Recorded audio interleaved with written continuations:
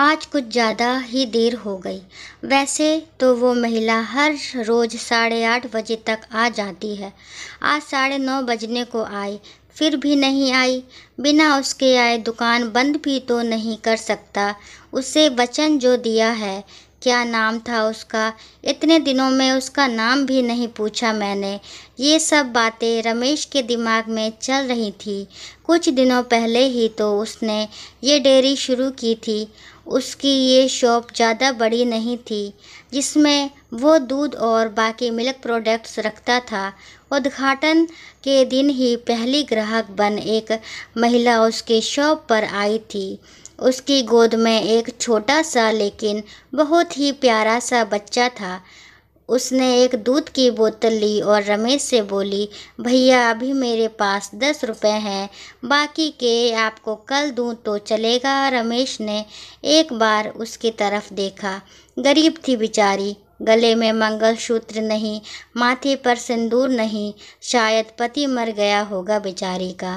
रमेश ने अंदाज़ा लगाया। पुरानी मेली साड़ी को कई जगह रफू किया हुआ था, माथे से पसीने की बूंदें बह रही थी। फिर भी उसकी नज़र उस मासूम बच्चे पर गई, जिसके मेले चेहरे पर एक निष्पाप हंसी थी और अभी अभी आए 2 दांत उस हंसी को 4 चांद लगा रहे थे। रमेश ने उस महिला की तरफ देखा और बोला, कोई बात नहीं बहन, आप मुझे बाद में पैसे दे देना, बड़े समाधान के साथ।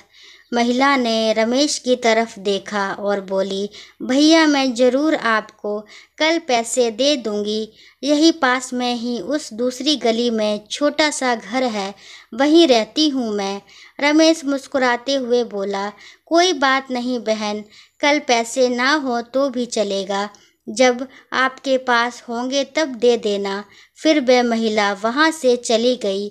अगले दिन वह महिला पैसे लेकर डेयरी पर आई और पैसे रमेश को देने लगी। रमेश ने पैसे लेने से मना किया और बोला, नहीं बहन, मैं ये पैसे नहीं ले सकता, क्योंकि कल आपने मेरी बोहनी की थी और कल मुझे 2000 का फ़ायदा हुआ। आप मेरे लिए बहुत लकी साबित हुई, इसलिए ये पैसे मैं नहीं ले सकता। रमेश की कही बात से उस महिला को बहुत ज़्यादा खुशी हुई, क्योंकि इतने सालों बाद किसी ने पहली बार उसको लक्की कहा था, वरना पति के मौत के बाद तो उसके ससुराल वालों ने उसे पनौती कहकर घर से ही निकाल दिया था। भैया रात को कितने बजे तक आपकी ये शॉप खुली रहती है? महिला ने रमेश से पूछा। 8 बजे बंद कर देता हूँ बहन, रमेश ने कहा। रमेश का जवाब सुनकर महिला का चेहरा उदास हो गया। रमेश को ये समझते देर नहीं लगी। उसने पूछा, कोई समस्या है बहन? अपने बच्चे और अपना पेट पालने के लिए मैं 2 घरों में झाड़ू बर्तन का काम करती हूँ। ये सब काम करके रात को 8:30 बजे घर लौट पाती हूँ। तब तक यहाँ आसपास के सभी दुकान बंद हो जाते हैं और लाचारी से मुझे अपने बच्चे को भूखे पेट ही बहला फुसलाकर सुलाना पड़ता है। मैं बोल नहीं सकता ना, उसी का फ़ायदा उठाती हूँ। कहते हुए उस महिला का गला भर आया। महिला की बातें सुन रमेश को बहुत बुरा लगा। फिर वह बोला, आप चिंता मत कीजिए बहन, बिना आपको दूध की बोतल दिए ये शॉप बंद नहीं होगी, लेकिन मेरी एक शर्त है। अपने आंसू पोंछते हुए महिला ने रमेश की ओर देखा और पूछा, क्या शर्त है? रमेश बोला, आप मुझे दूध के पैसे नहीं देंगी। ये सुन महिला के आंखें फिर झलक गईं, लेकिन इस बार आंसू दुख के नहीं, खुशी के थे। उसे ऐसा लग रहा था जैसे इंसान के रूप में भगवान उसकी मदद करने आ गए हों। उस दिन से हर दिन 8:30 बजे वो डेयरी पर आकर दूध की बोतल लेकर जाती। धीरे धीरे 5 महीने बीत गए और धीरे धीरे महिला बीमार होने लगी। ज़्यादा काम और चिंता की वजह से उसका शरीर दिन ब दिन सूखता जा रहा था। ऐसे ही एक दिन रमेश अपने दुकान का सारा काम ख़त्म कर इस महिला के आने का इंतज़ार कर रहा था। 9:30 बजे वो महिला आई। आज उसका चेहरा कुछ ज़्यादा ही बेजान नज़र आ रहा था। बीमारी के कारण आंखों के नीचे काले घेरे और ज़्यादा बड़े हुए नज़र आ रहे थे। रमेश ने तुरंत फ्रिज खोल कर दूध की बोतल निकाल उसे दी। फ्रिज बंद करने के लिए रमेश मुड़ते हुए बोला कि बहन आज कुछ ज़्यादा ही देर कर दी। वो घूमा तब तक वो महिला दूध की बोतल लेकर जा चुकी थी। उसने सोचा आज ज़्यादा देर हो गई इसलिए वो जल्दी चली गई होगी। बेचारी का बच्चा रोता होगा भूख से। रमेश ने दुकान बंद की और घर चला गया। अगले दिन ठीक 8 बजे वो महिला शॉप पर आई और आकर बिना कुछ बोले खड़ी हो गई। हमेशा की तरह रमेश ने उसे दूध की बोतल दी। कोई चीज़ नीचे गिरी तो उसे उठाने के लिए रमेश नीचे झुका और वो चीज़ उठाई और सामने देखा तो वो महिला वहाँ नहीं थी। रमेश को आज पता नहीं क्यों उस महिला में काफ़ी बदलाव नज़र आया था। उसे वो बड़ी कमज़ोर सी नज़र आई। अगले दिन फिर 8 बजे वो महिला उसके शॉप पर आई। आज रमेश ने उसका चेहरा बड़े गौर से देखा। उसका चेहरा सफ़ेद पड़ चुका था, मानो उसके चेहरे का तेज कब का जा चुका हो।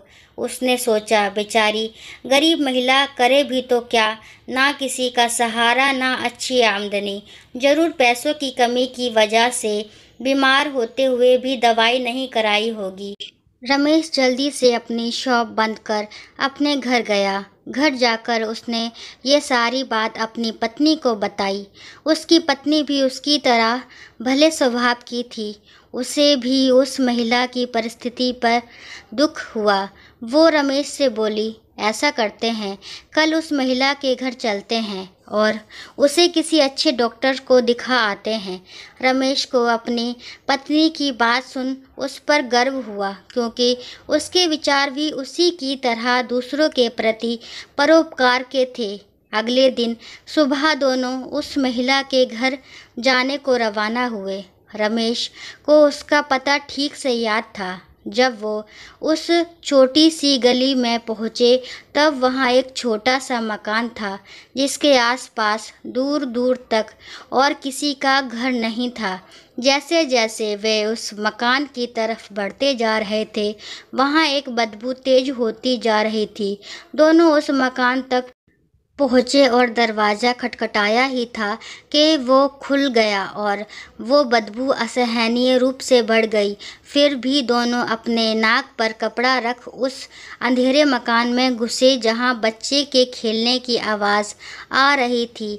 रमेश ने किसी तरह स्विच ढूंढकर मकान की लाइट जलाई और सामने जो दृश्य दोनों ने देखा वह देखकर दोनों की आंखें फटी की फटी रह गई।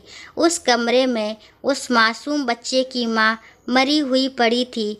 उसे देखकर लग रहा था कि वह 3-4 दिन पहले ही अपना देह त्याग चुकी है, क्योंकि धीरे धीरे उसका शरीर सड़ने लगा था। निर्जीव पड़े उस शरीर की आंखें देख कर लग रहा था जैसे रो रो कर सूख चुकी हो। निर्जीव पड़े हुए भी वह महिला की दोनों आंखें अपने बेटे को ही देख रही थी। उसका बच्चा भी अपनी माँ की आंखें में देखकर खेल रहा था, जैसे उसे लग रहा हो कि माँ उसके साथ खेल रही है और उसका पूरा ध्यान उसी पर है। वहीं पास में ही दूध की 3-4 खाली बोतलें पड़ी हुई थी। ये दृश्य देखकर रमेश और उसकी बीवी दोनों अचंभित रह गए। दोनों के रोंगटे खड़े हो गए। रमेश को अभी भी विश्वास नहीं हो रहा था कि एक मरी हुई माँ अपने बच्चे के लिए उसके पास से दूध लेकर जाती थी। रमेश ने और उसकी बीवी ने उस महिला का विधिवत अंतिम संस्कार किया और उस बच्चे को रमेश ने अपने बीवी के हाथों में रखा। उसने भी उस बच्चे को बड़े प्यार से लिया और दोनों ने उस बच्चे को गोद ले लिया। रमेश को अपनी पूरी ज़िंदगी ये ध्यान रहा कि उस बच्चे की माँ अभी भी उसके साथ है और उस पर नज़र रखी हुई है।